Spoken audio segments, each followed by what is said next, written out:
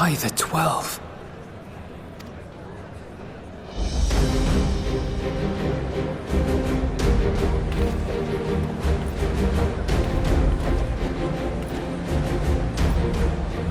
Glad you could join us.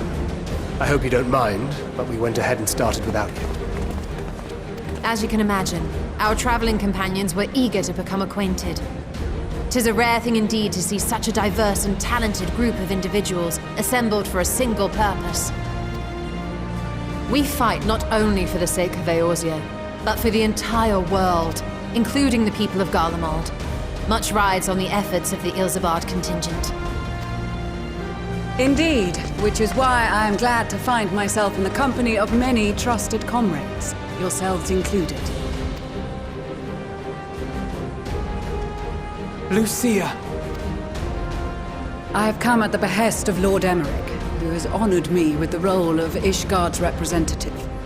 And for the good of all nations, not least my former homeland, I am determined to see this mission through to its end. We have a hard road ahead of us, but walk it we shall, together.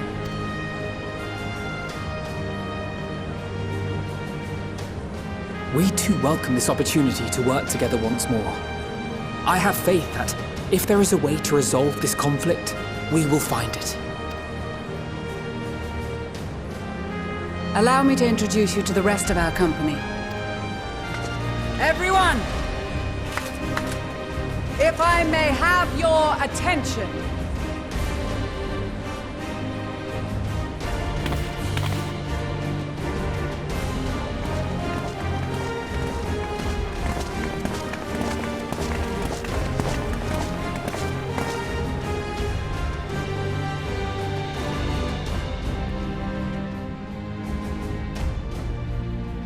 Might I ask you to speak first?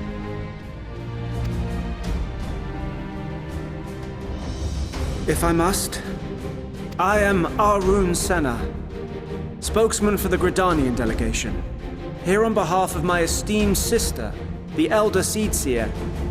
We shall provide support and protection to those in need during our time in Garlemald. To that end, I am joined by healers selected by the Conjurers Guild, with the Order of the Twin Adder's Finest serving as our escort.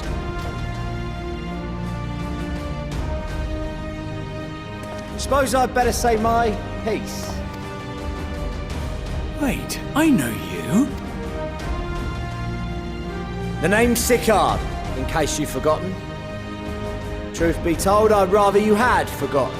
Anyway, the Admiral asked Captain Hilfear to send his best, and for whatever reason, he picked me. Of course, if I'd refused, I'd be the laughingstock of the bloody executioners, and my reputation's taken enough of a keyhauling as it is. But more importantly, like any pirate worth his salt, I know when you're staring down a storm, you gotta trust in the commander of your ship. So if the Admiral wants us to go to Garlemald, not for plunder and glory, but the promise of peace in our time, then that's what we'll do. Since we all know how much the Empire loves its steel, we thought we'd bring along a few smiths to make the most of it. Give them a pile of scrap and they'll cobble together anything you fancy. Of course, just like the Gridanians, we got fighters of our own. We might have come with a more constructive purpose in mind, but we're more than capable of cracking skulls, believe you me. Well, you're certainly raring to go. Then again, so are we. The most dependable warriors of Uldar and Alamigo have assembled at the Sultana and General Aldin's behest. If Garlemald has truly fallen, then the whole place is likely to be crawling with Telophoroi. We'll need plenty of troops to clear and hold a path for others to follow. That's where we come in. Naturally, Marshal Tarapin and I will be leading from the front.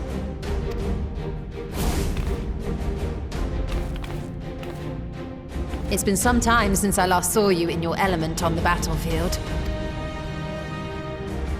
From what I've heard, you've become pretty fearsome yourself. Master Matoya, the Avatar of Destruction.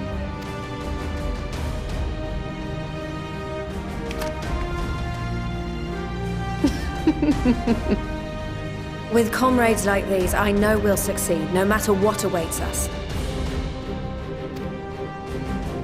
And then we might finally get a chance to enjoy a good long rest. But until then, let's give it our all.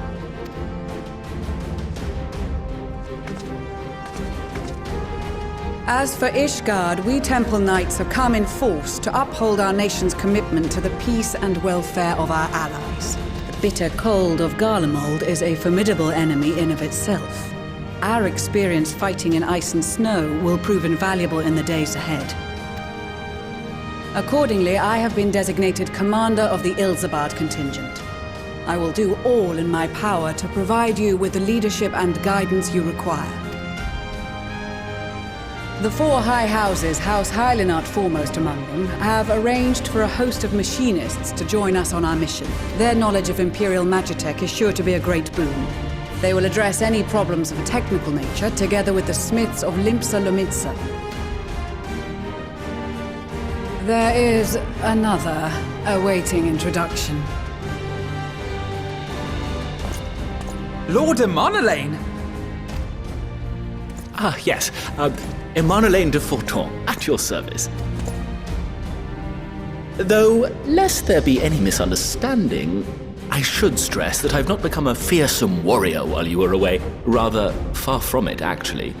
My brother, in his infinite wisdom, decided this would be an excellent chance to make something of myself. Oh, and fight for world peace and all that. But, should the opportunity arise for a spot of ballroom dancing, I will be your twinkle-toed gentleman of light.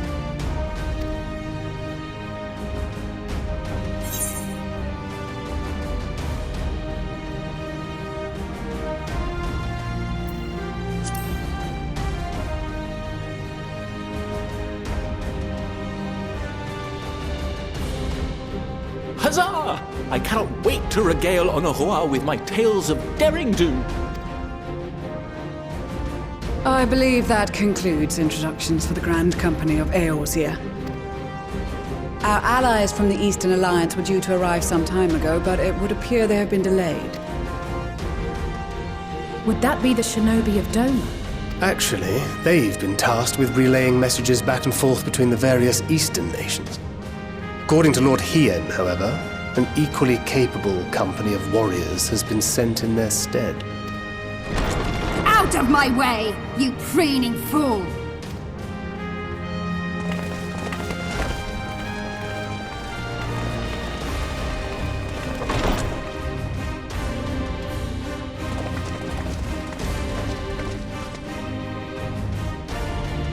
Forgive us for coming late. We are the delegates of the Eastern Alliance. Cyrena, and you've brought company. For battle and blood we come, as the steppe is sorely lacking in both. No towers befoul our lands, so we marched on those of Doma, only to find them beyond our reach. But now our thirst for slaughter will be slaked. No quarter to the enemy! Sadu Hatun, no. We go to make peace with the Iron Men, not war. Warriors of the Steppe, we've heard many tales of your bravery. We welcome you as allies. And these other ones you have brought are... Members of the Dalmascan resistance group, Lente's Tears.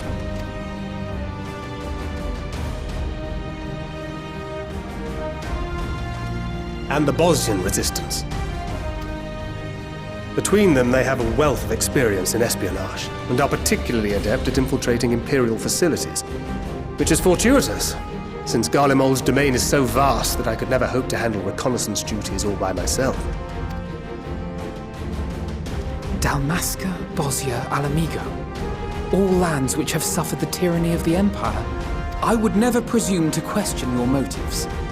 Nevertheless, I must reiterate that our goal is to aid the victims of the Telophoroi, the common folk of Garlemald. And they are victims, make no mistake, though I understand that many may struggle to see them as such. You're more right than you know. For every one of us that answered the call, there were a dozen that refused. Not only in Alamigo, but everywhere we went. And who could blame them? The Empire's always been the enemy.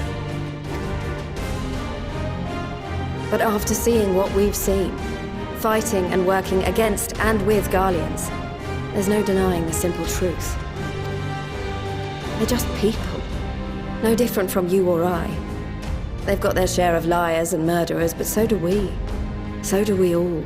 Fordola, who once swore herself to Garlemald, has proven herself a trusted ally time and time again.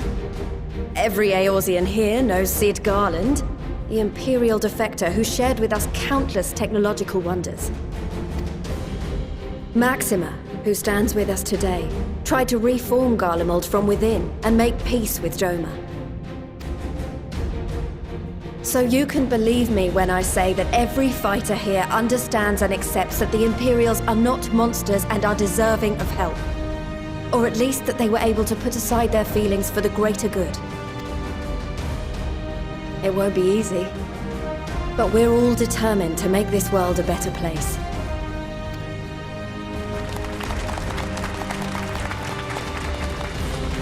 What lingering concerns I may have had were clearly unwarranted.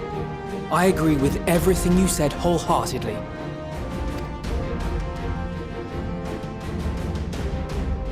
Then we are in accord.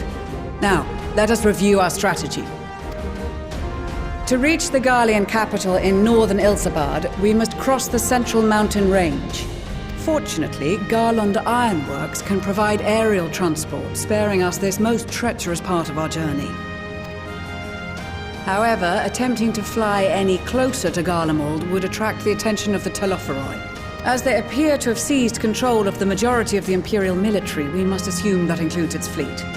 In addition, Garlemald possesses devices that can interfere with airship navigational systems, further discouraging an airborne approach. Given the circumstances, the closest we dare deploy our contingent is an area between the range and the capital, the Magna Glaciers. From there, we must travel the rest of the way on foot. We will also need to bring the airships with us to ensure we can withdraw with haste. Although much of the terrain will be blanketed in snow, we should be able to make use of local roads and shipping facilities. The vast ice field will afford us an unobstructed view of the surrounding area. On the other hand, it will also allow others to easily spot us, so it is imperative that we only make camp in positions where we can easily defend ourselves. And the airships, which must be kept safe at all costs. We cannot account for every possibility, so we must be prepared to think on our feet. We will be tested. Sorely tested, I expect. But for our homes and for our people, and a people not our own but in need, we will succeed. Spare no effort in your preparations. Once we depart, there is no turning back.